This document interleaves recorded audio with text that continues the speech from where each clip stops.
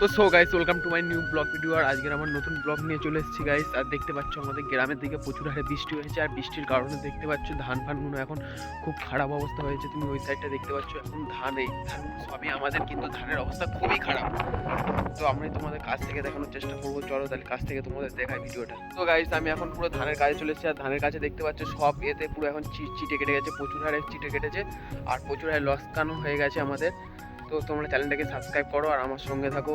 আর আমাদের গ্রামের মধ্যে একটা এমন একটা গাছ হয়েছে যেটা আমরা কখনই দেখিনি। তো গাছটাকে তোমার সাথে শেয়ার করার চেষ্টা করবো। তো চলো তোমার কাছে গাছটা আমি দেখাই।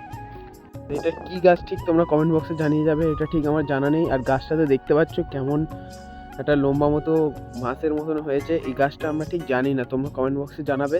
তো গাইস, আমি তোমাদেরকে গাছটাকে দেখালাম। ওই যে আমার পেছনে যে গাছটা রয়েছে, এই গাছটা ঠিক কী গাছ আমি ঠিক বলতে পারছি না। তো তোমরা সবাই কমেন্ট বক্সে জানাও এটা কী গাছ। আর ওই দিকটা আমাদের বাড়ি, আর আমি এই দিকে চলেছি। তো টাটা, বাই বাই, দেখা হচ্ছে নেক্সট ভিডিওতে। আর ভিডিওটা সাবস্ক্রাইব করে আমাকে লাইক করে আমার সঙ্গে থাকো। দেখা হচ্ছে নেক্সট ভিডিও।